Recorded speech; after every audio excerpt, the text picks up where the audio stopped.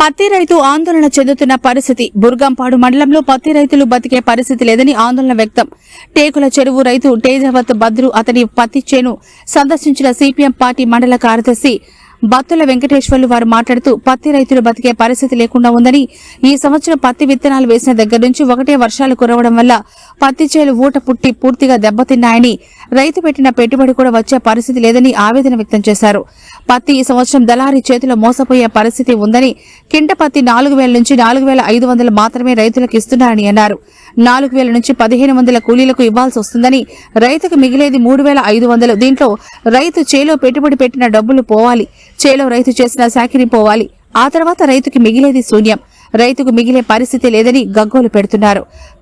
అందుకు సీసీ ద్వారా పత్తి కొనుగోలు చేయాలని, క్వింటాలకు 8,000 రూపాయలుంటేనే రైతు బతికే పరిస్థితి ఉందన్నారు.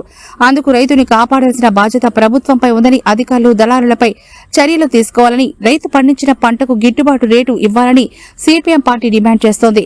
ఈ కార్యక్రమంలో మండల పార్టీ కమిటీ సభ్యుడు గుంటక కృష్ణ, పాండవుల సైదమ్మ, తేజావత్ వసంత, ఇస్లావత్ నాగేశ్వరరావు, తేజావత్ రాకేష్, తేజావత్ సకురు తదితరులు పాల్గొన్నారు.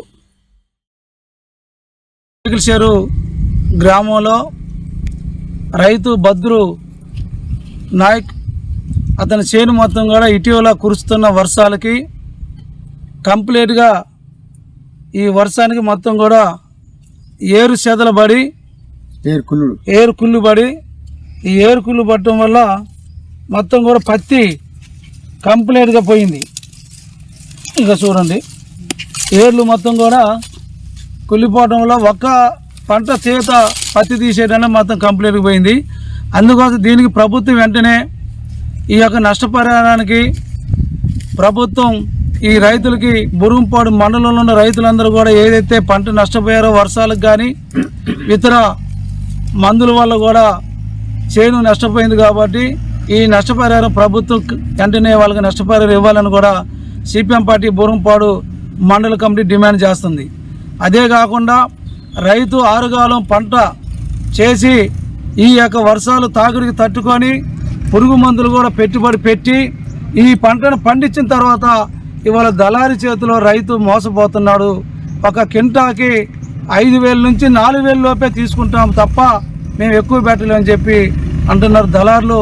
వెంటనే ప్రభుత్వం దళారు చేతిలోకి పోకుండా సీసీ అనేది పెట్టి ఆ సీసీ ద్వారాగా పత్తి రైతు దగ్గర పత్తి కొనుగోలు చేయాలి ప్రభుత్వం తప్ప దళారు చేతిలో పోకుండా చేయాల్సిన బాధ్యత ప్రభుత్వం అధికారులపైన ఉందని కూడా సిపిఎం పార్టీ అంటుంది. అందుకోసం ఈ యొక్క కనీసానికి కింటాకి 8,000 రూపాయలు పత్తికి నష్టం జరుగుతుంది కాబట్టి కింటాకి 8,000 రూపాయలు మరి గిట్టుబాటు అవుతేనే తప్ప ఈ రైతు బయటపడే పరిస్థితి లేదు.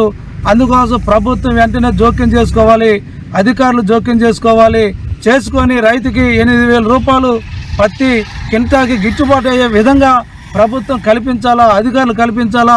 అట్లా చేయని పక్షంలో రైతులు అనేకమైన ఇబ్బందులు గురవుతారు. అందులో రైతులు ఈ యొక్క పత్తికి పెట్టిన పెట్టుబడి కూడా రాకపోవడం చాలా బాధాకరమైంది. అందులో కూలీ కూడా వచ్చే పరిస్థితి కూడా లేదు. అందుకోసం ఈ ప్రభుత్వం అధికారులు వెంటనే స్పందించి ఈ రైతులను కాపాడాలి. ఈ యొక్క రైతులకు వచ్చిన నష్టాన్ని కూడా ప్రభుత్వం పూడ్చాలి. రైతులకి ఉండే అప్పులు కూడా ప్రభుత్వం రాయితీగా ఇవ్వాలని కూడా సిపిఎం పార్టీ డిమాండ్ చేస్తుంది. అట్లా కాని ఎడల రైతులు ఇవాళ ఆందోళన చెందుతున్నారు, ఆత్మహత్యలు కూడా చేసుకునే పరిస్థితి కూడా కనపడుతుంది. అందుకోసం రైతుల